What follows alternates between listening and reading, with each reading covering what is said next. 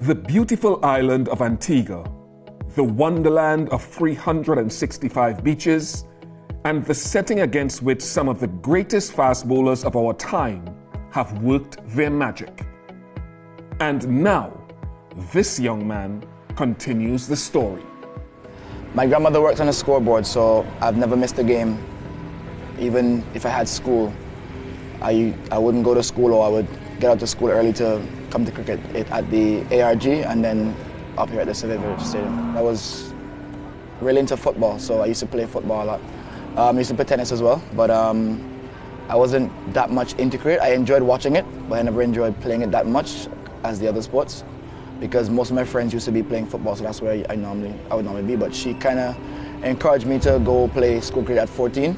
At 15, I had to choose, because then I got a call up for the Leeward Islands, so senior men's team. So it was really exciting for her. Even to this day, whenever I play, she doesn't miss a game no matter what time of day it is. So that's something that she's really proud of. She tells me when I get a chance to bat, just take my time and go and bat. When I get a chance to bowl, I can't bowl and umpire at the same time, so focus on what I have to do. She tells me that she has to be proud for two, because my mom passed a couple of years ago, so she's basically being proud for her and my mom at the same time. Yeah, my first time I met Alzarri, we were playing for the Antigua national team, and my impression of him, he was just a little arrogant to me. That changed over time when I made my debut for the West Indies.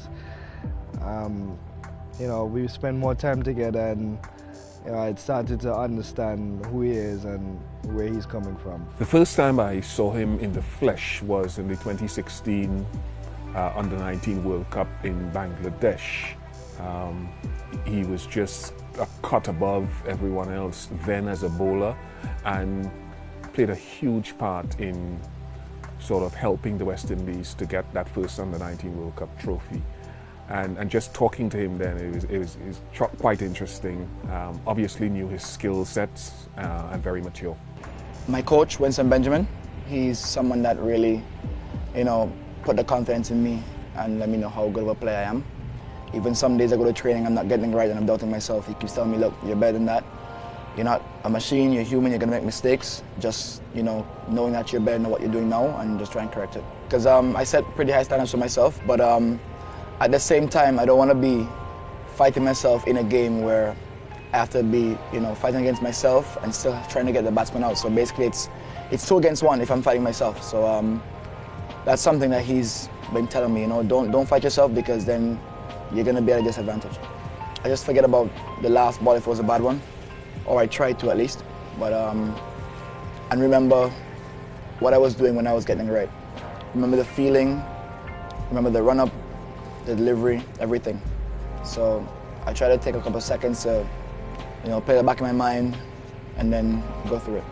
Most times it's just about, trying to remember that it's a game that you love and trying to enjoy it. Don't take it too hard. But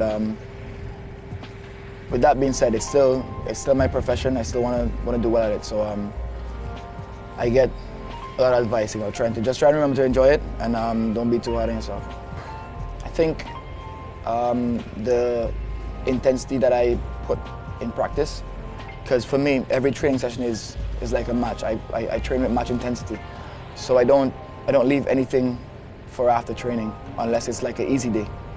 But most times when I go to training, I still see it as a match day. So I put everything in. So on a match day, I'm already used to that intensity. People think that Alzarri, he's always serious, and his face is always like grumpy, but trust me, that guy, he's a big baby.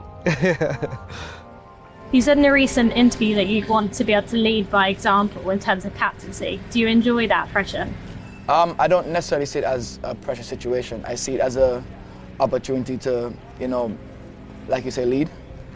So I would take the opportunity to, most times I'm bowling the first delivery, so I can start it. And then, I ask my teammates or, the other players to back me up. It's special for me. It's one more step. The next step is captaincy if the opportunity arrives. But I think my job is to facilitate Shea as best as I can. You know, share my advice, tell him what I think, because sometimes I can see something that he doesn't. So I guess that's just that. My job is just to facilitate Shea in the best way possible. Yeah, I think his vice captain role, you know, I think he'll fit in very well.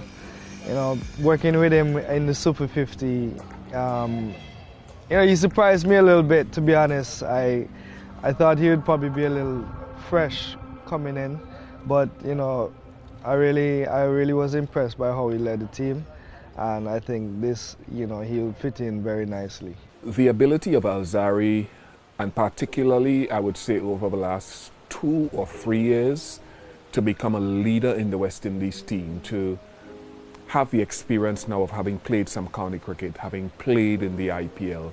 I think his maturity now has gone to an exponential level where he's become a leader, in fact, in the West Indies team and in domestic cricket. So I think that his ability to improve his skill set in white ball cricket and translate across red ball cricket is the most, I suppose, encouraging thing about him.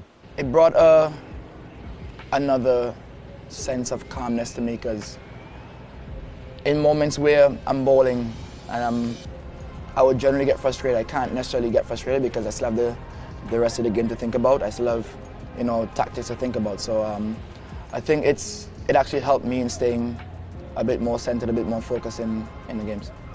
To be fair, I'm not one that really looks at players as senior players or junior players or, you know, rookies. I think everyone is good enough to be here. Once you're selected, then you're good enough to be here. So for me, it's just about, you know, sharing what advice I can with guys that don't have the same amount of experience. So I wouldn't necessarily say senior players, junior players. I would say more experienced players and less experienced players. So for me, it's about sharing that experience I have so guys can learn a bit quicker and get used to the job a bit quicker. Yeah, I'm proud to see him, you know, grow and, you know, grow from strength to strength and learn and, you know, be successful in most of what he's done. And, you know, I just hope that he continues to be more successful and, you know, driven.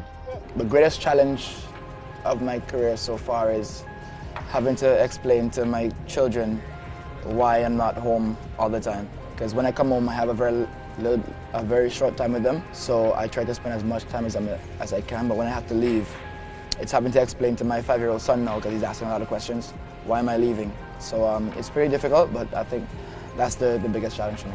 He's pretty into it right now. Everything for him is a bat and a ball. So when I go home, I can't necessarily turn cricket off because he wants to bat, so I have to bowl him anyway.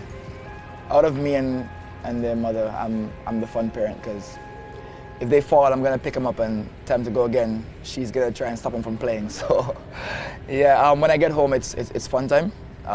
So that's me as a dad. I'm extremely proud of the man that Alzarri has become in the last 3 years in particular. He's got a young family now, and so that responsibility. I've also seen a change in the way that he interacts with people beyond his team. He was very shy and perhaps very short and abbreviated in previous years, but now I'm seeing a young man more confident in his leadership, in his own ability, and in himself as a person, which is very, very impressive. I want to leave West Indies cricket in a better position than when I came in. So we all know the struggles we've had as a cricket nation. When I'm done playing cricket, I want us to be back at the top where we should be.